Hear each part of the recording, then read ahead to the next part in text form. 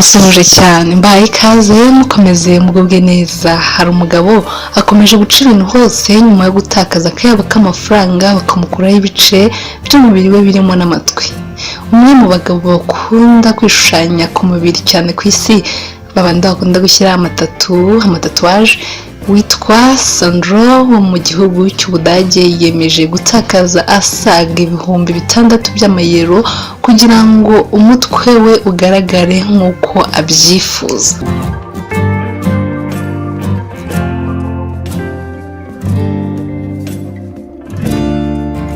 Sandro ni umugabo wamenyekanye nka Mr. Schoolface ku mbuga nkoranyambaga abifashishijwemo no kwihindura uko agaragara. Uyu mugabo akunze guhamya ko kwihindura isura binyuze mu byo yishushanyaho cyangwa kwikuraho bimwe mu bice bigize umubiri we bimuha imbaraga ndetse bikanamwongerera icyizere muri we. Sandro w'imyaka 39 y'amavuko yatangaje ko nyuma yo kwikuzaho amatwi azakurikizaho amazuru ndetse n'imboni ze bakazihindura.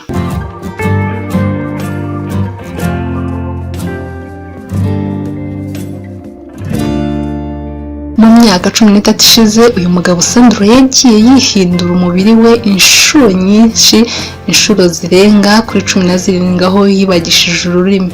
Mu kiganiro yagiranye n'itangazamakuru uyu mugabo yavuze ko umuntu yabonye kuri televiziyo muri 2007 ari wo mubereye imbarutso yo kujya yihindura nawe, dore ko yagiye yihindura impanga ye, ibiganza bye ndetse n'ahandi henshi ku mubiri we.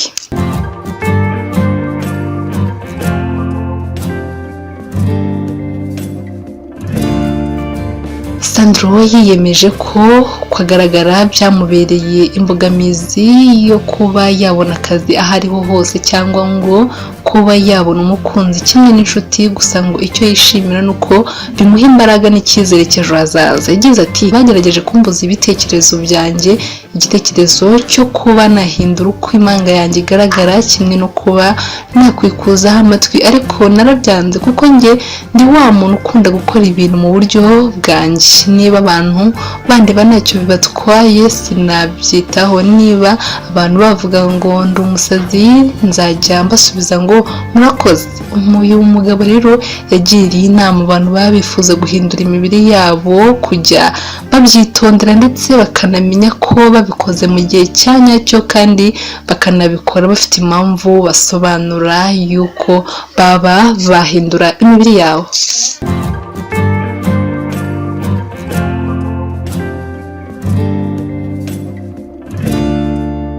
Ati niba uri umutangizi muri ibi bintu biragusaba kwitonda, ukora ubushakashatsi, utekereze cyane kuri buri kimwe hanyuma ubihe igihe. Ikindi ntabwo ukwiye gukora ibintu kubera ko ushaka kwamamara, ahubwo ubikore kuko bikuvuye ku mutima kandi ubona ntacyo bigutwaye kuko ugomba kuba wowe, ube uwuriwe. Ngibyo nibyo uyu mugabo yavuze ku bijyanye no guhindura isura yiwe. Hari umunyamideli rero ufite ubunini budasanzwe n'umukunzi we ufite ubugufi bukabije, baciye ibintu hirya no hino ku isi. Njye kukwereka amafoto yiwe.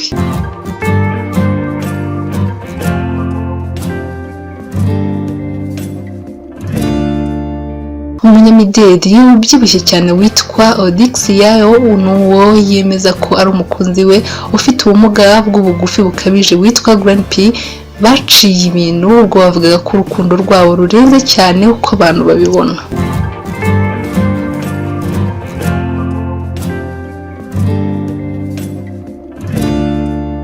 Madamu yawo uwo mukunzi we Guca ukomoka muri Guinea bari mu rukundo rwatangaje buri wese wababonye, gusa benshi bahakanye ko bakundana ahubwo ari ugushaka gucuruza. Aba bombi bavuze ko urukundo rwabo ari rwo rw'ingenzi kurusha uko bangana mu rwego rwo gusubiza ababajije ko urukundo ari uruhimbano rugamije kwishakira amafaranga. Uyu muhanzikazi w'umunyakote d'Ivoire unakora akazi ko kumurika imideli witwa Akayabo yavuze ko urukundo rwe n'umuhanzi Guca rumeze neza nubwo bakomeje kwibasirwa ku mbuga nkoranyambaga. Uyu Odiyaho umwe mu bagore babyibushye cyane ndetse ni na muremure mu gihe uyu Grand P we afite ubumuga bwo kuba ari mugufi cyane. Grand P ubusanzwe amazina ye nyakuri ni Mausa Sadnana, akaba yavukanye uburwayi bwangiza imikurire y'umuntu. Odiyaho yamaganye bikomeye abantu bakomeje kumwibasira ku mbuga nkoranyambaga bavuga ko badakwiranye. Avuga ko bombi bishimye ndetse ko umuntu agaragara ntacyo bivuze.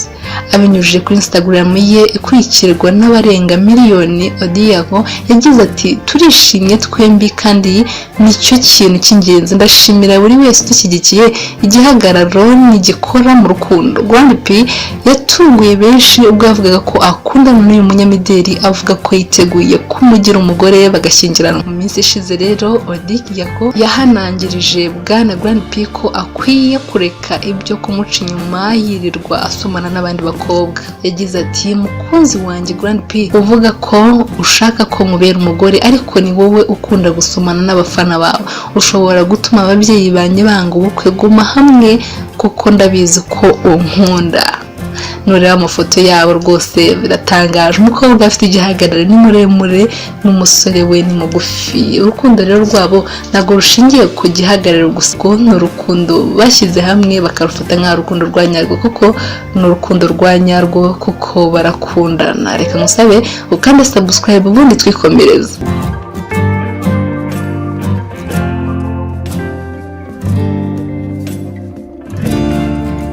Hari umupolisikazi yasabye gatanya kubera umugabo we wemera ko batera akabariro iyo yambaye imyenda y'akazi gusa.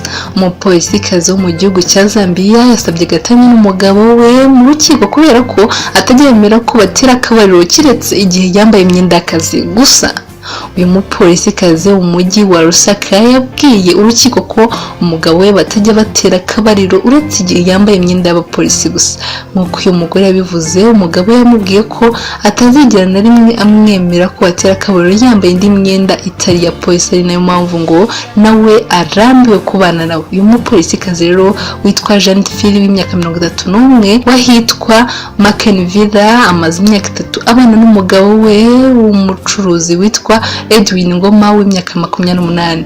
Phil yajyanye mu rukiko rwa Bukwanu Matalaka uyu mugabo we wamukoye ibihumbi 13 by'amafaranga akoreshwa muri Zambia muri 2017, akaba bafitanye umwana umwe w'imyaka 2. Phil yabwiye urukiko ko kuva yatangira kubana n'uyu mugabo we nta na rimwe aremera ko bakora imibonano mpuzabitsina atambaye imyenda ya polisi, ibintu avuga ko bimutera amakenga.